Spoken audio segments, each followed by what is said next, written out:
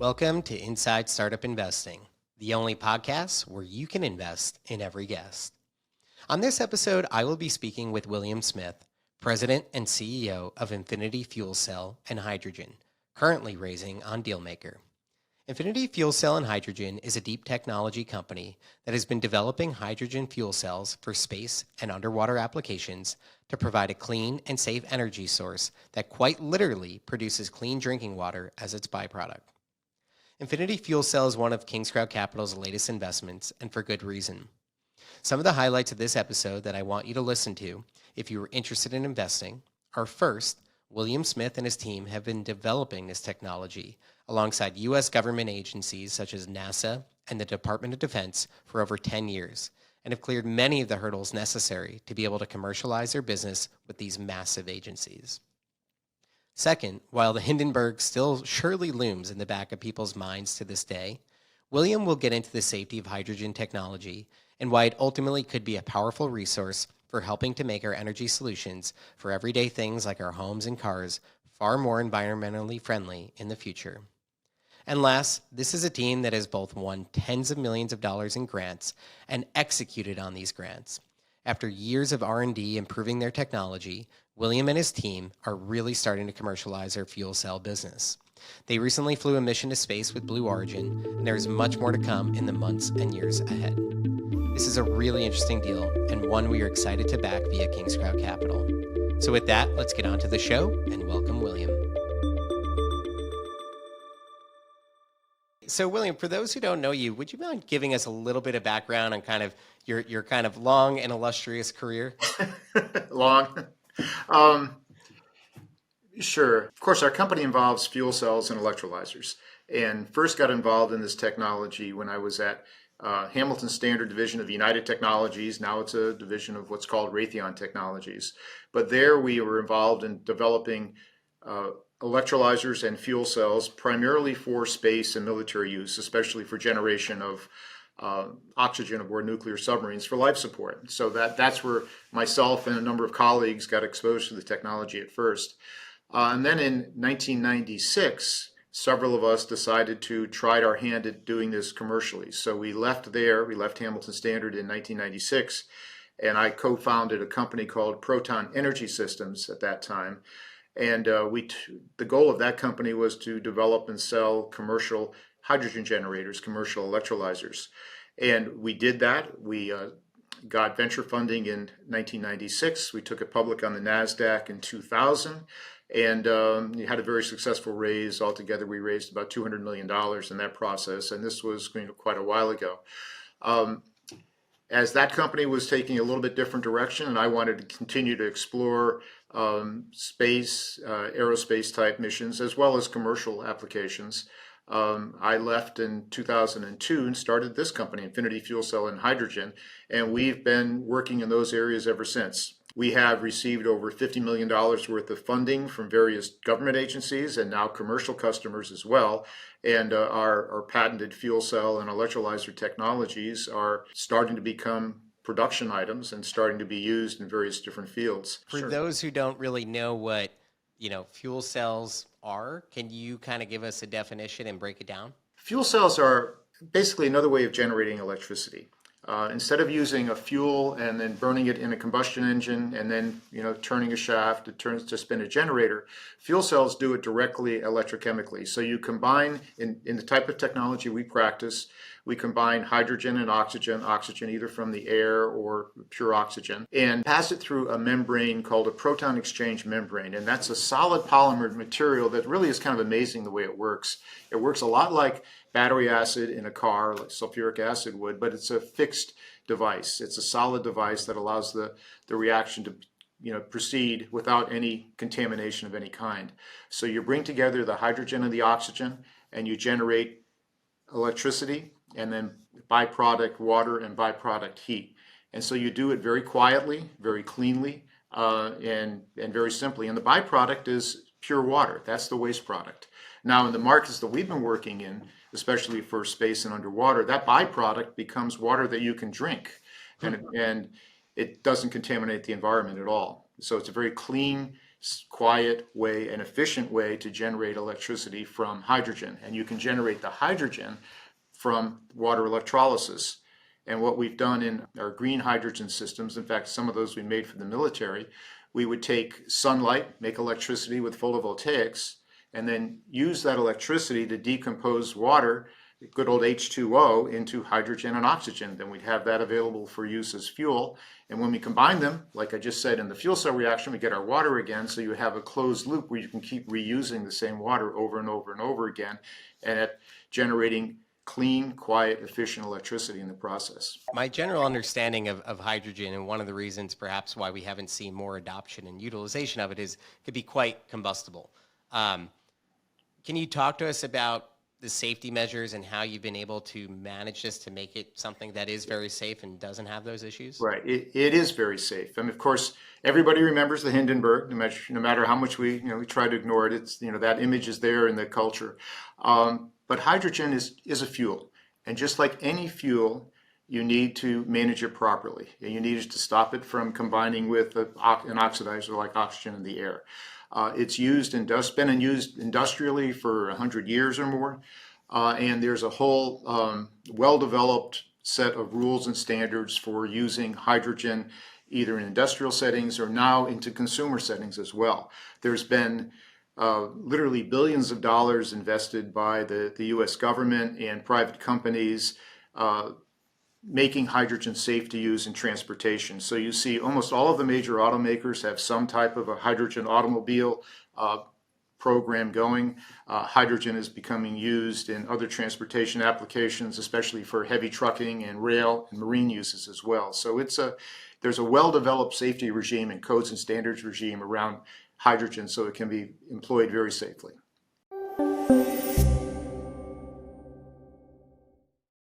Now, the applications you're working with, and you kind of started to mention them, but can you dive in further? Tell us about the applications and some of the recent major kind of projects you've been working on. I know there's some really interesting ones. Sure. As I mentioned at the beginning, our initial focus was for aerospace, space, and underwater applications, and that has continued to be our focus for the past few years, and we're beginning to commercialize that now. And that could mean commercial space, commercial underwater, but also to water use as well.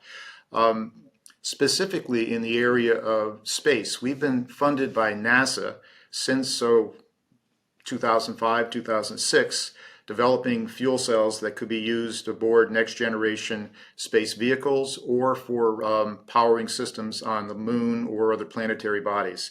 And we've received a number of programs from NASA to do exactly that, and we're still working on one right now. The one we're working on right now is part of what's called a regenerative fuel cell system, where we're doing the fuel cell component of a energy storage system that could be eventually used on the lunar surface. So that you have a special problem on the moon to getting through the night. The nighttime there is 2 weeks long, like 320 plus hours long, and at temperatures of minus 200 degrees, 280 degrees Fahrenheit. So it's a long, dark, cold night. And batteries have trouble getting through that period of time. And you even hear on the news about somebody has a lander and the lander tries to get through the night and it doesn't make it. And NASA's looking at fuel cells as a way to do that, because when the fuel cell is operating, it'll generate electricity and it'll keep itself warm with its own waste heat. So that's an area where we're funded right now and working, and it's really exciting. The same technology, though, NASA has been supporting development of for space vehicles.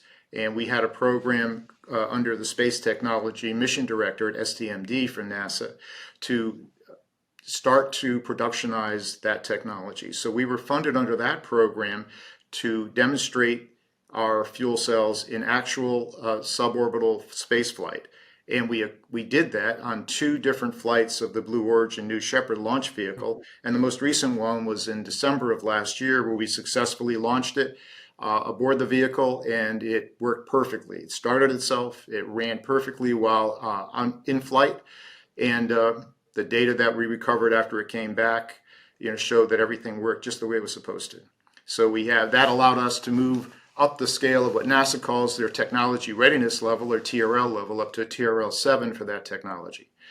And then similarly, underwater, we've been funded by the Office of Naval Research and other other commercial companies developing the same technology for underwater because they have the same issue that NASA does for power systems. You have to have air independent power systems underwater. And these have broad application to emerging missions for the military, but also for commercial use, because commercially underwater vehicles are used quite often to do things like pipeline inspection, cable inspection, and that becomes more and more important in today's society as we're more networked with cables and piping that are subsea. So that's kind of the areas that we've been making a lot of progress in with customers commercially and on our government contracts. Obviously, the underwater stuff, it all makes sense to me, right? That there's a general commercial application there that's been around for many, many years, and you're providing a new solution that makes a lot of sense. Right. The space stuff is fascinating, right? You're talking about vehicles in space and, Right. things driving on the moon. Is this truly becoming a reality in the next 5 or 10 years, or is this all still very experimental for a 20, 30, 40-year horizon? Well, what we're trying to do is bring the type of technology that we're developing down to earth, where there's broader application for it for many different uses, and especially in the area of green hydrogen generation. Now, there's a lot of companies that are doing hydrogen generation, water electrolysis right now. We believe we have a place in that emerging market.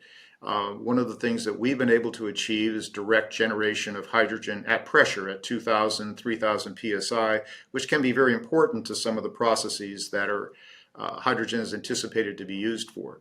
Hydrogen, it's used and it touches actually many aspects of everybody's life without you even really knowing it. For instance, the ammonia that is made to produce fertilizer is made in a process called the Haber-Bosch process that uses high-pressure hydrogen as a critical part of that process. And that's an area that's targeted for decarbonization in the future, because if you can provide that hydrogen from green resources as opposed to resources that generate carbon dioxide in generating the hydrogen, you can have a major impact on global greenhouse gas emissions because you're impacting the food chain and everybody uses that. And nobody would notice, you wouldn't know the difference between green ammonia and any other type of ammonias or the fertilizer made from it. It would be just as good as the product that is made today. So that's one aspect. So we're looking at being able to take the technologies where we've been able to simplify and operate systems at high pressure and bring those down to terrestrial applications. And the same goes for transport. There's a large effort right now to begin to decarbonize air transport. And that's a ways off, but not that far off. There's major aerospace companies like Embraer and Airbus and Boeing that are working to develop hydrogen-based propulsion systems and other systems to generate electricity aboard aircraft to help decarbonize air travel. And that's a tough one.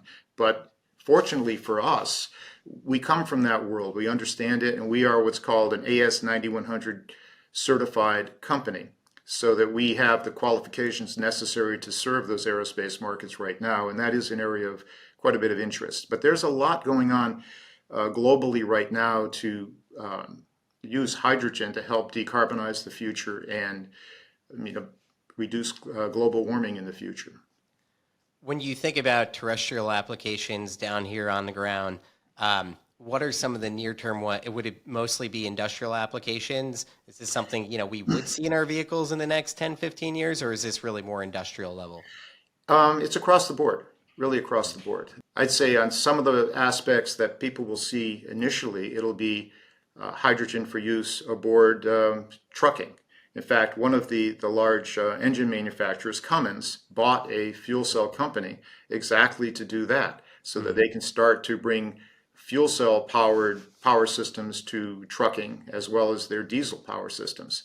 And they have the worldwide sales, service, and distribution to back that up. So you're starting to see that in those types of vehicles, where a fuel cell has I think a special advantage when it comes to energy, so that in long-haul trucking, a fuel cell can give you a lot of advantages compared to batteries for clean energy systems. When you're thinking about continuing to grow this company, obviously you've been around for a while and it requires an incredible amount of R&D, but you really are starting to commercialize both in the government sector and it sounds like outside of it as well. From a production standpoint, what does this entail? What does your manufacturing look like? We have about 15,000 square feet of manufacturing space right now. So we're still fairly small.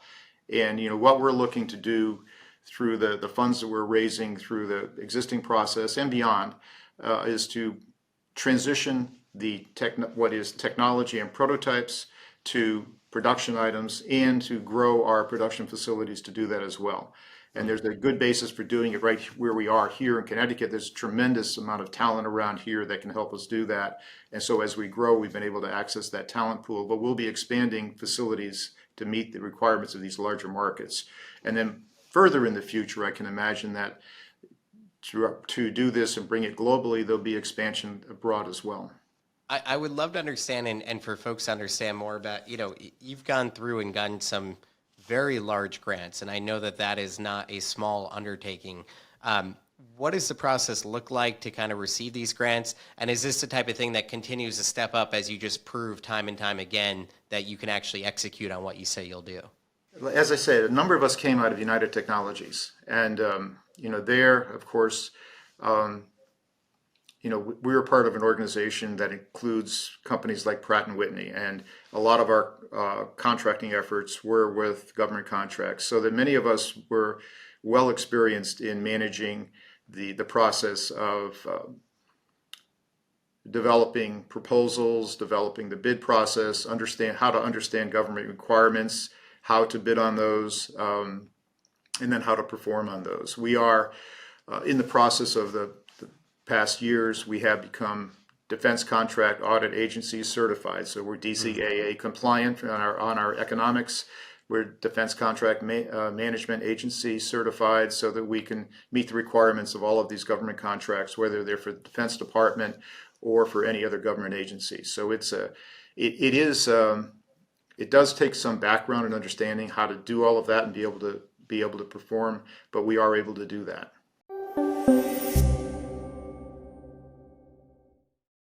When you kind of look out the next 2 to 3 years, what are some of the kind of like growth milestones, inflection points that you think you'll be able to hit?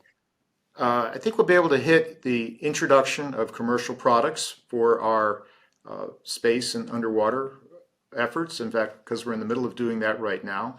And I think that we'll be able to initiate commercial hydrogen generation products as well. In terms of your kind of core differentiating factor, is there something within your technology that you think is separating you? Is it simply that you've been able to prove your model, whereas others might be more experimental? In our space and underwater applications, it really is the way that we design our fuel cells to work. As I mentioned, one of the things that happens when you take hydrogen and oxygen and put it together, you make electricity, but you also make water. And you have to remove that water from the reaction, or it does what water likes to do with reactions. It'll put it out. And typically for hydrogen air cells, you just blow a lot of air through there, and that removes the water. You can't do that in space and underwater. There's no air to blow through there. And if you want to try to just circulate reactants to do that, it gets expensive and unreliable. So we developed a way to do that with a solid state passive means of removing the water as it's produced within each cell, and then removing it from the cell stack. And NASA and others have found that very attractive. It increases efficiency, it increases reliability, and that's becoming a very attractive feature for those space and underwater customers. That's a key element of what we're working on right now, and we're trying to bring that to the appropriate commercial markets as well. It might be hard for people to kind of grasp what a contract could look like, how much someone pays for a fuel cell that you're developing. You might not be able to put exact numbers on it for secretive reasons or whatever, but can you give us a little bit of a sense of like order of magnitude, size of these contracts, what that looks like? I won't talk too much about what we're doing right now, but in past programs, for instance, with the Navy, a typical program would be in the low millions of dollars to develop a solution for a given mission. And what we're doing right now as part of our productionization is we are working on cost reduction of the recurring price of these products. Now the trouble, of course, is in many of these applications, you're looking at low volume production. So you are looking at low volume production for very high quality products, so that inherently makes it more expensive. As we bring that more to the commercial world, that will be coming down simply because the cost of that will be coming down simply because of the increase in volume. But typically in these government contracts, the large ones that have made allowed us to make important progress. You're seeing programs in the, I'd say, low millions to on the upper range of maybe close to $10 million each. Understood. Having folks like Blue Origin and SpaceX, right, kind of these non-traditional, more private sector companies playing in the space game now, has that been an overall benefit to your company? And what role do you see them continue to develop our space expertise? It really has been an overall benefit because what they've been able to do, SpaceX, Blue Origin, Axiom Space, and others, is that they've been able to accelerate the whole process.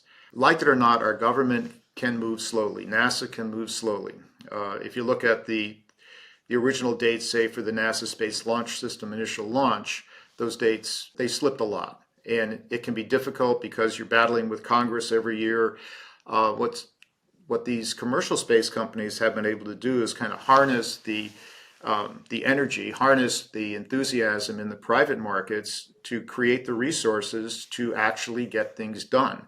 And you can see that in the rapid sequence of launches from SpaceX. You're seeing that. You're going to see more of that too from Blue Origin and other commercial space companies.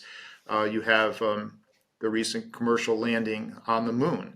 I believe that was Intuitive Machines, and that was done with a NASA private company sponsorship. But it was a private company that was able to get that done. So I think that's been one of the refreshing things to see this actually start to move. Now, I did want to mention that recent lunar landing, right? We haven't had a lunar landing in forever.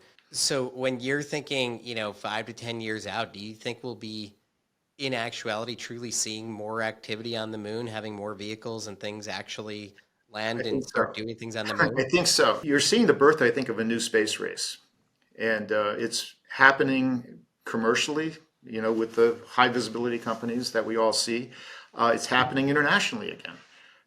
China is working very hard to accomplish a man landing on the moon. We are, as a nation, trying to do the same. So you're going to be seeing global competition among countries and among the commercial private enterprise as well. So it's a very interesting time coming up for lunar missions.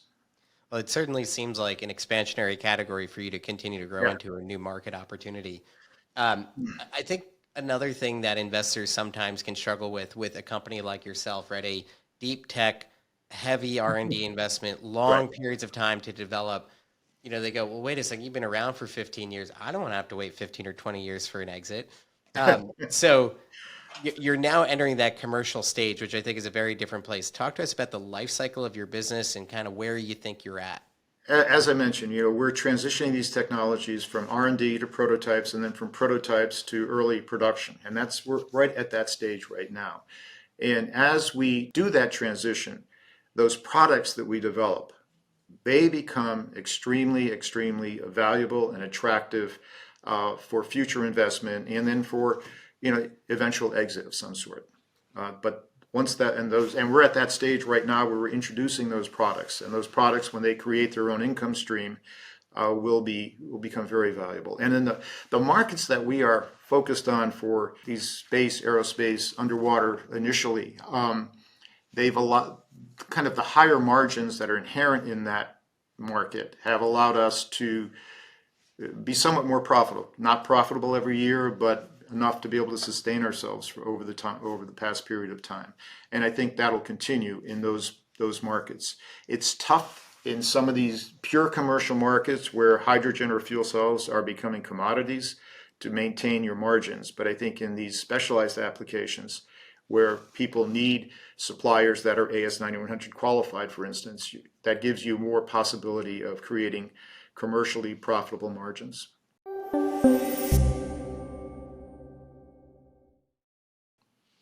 Last question for you here. Another thing that comes up with investors is, hey, you're navigating a very regulated market, right? And playing within a lot of regulatory bodies and all of that.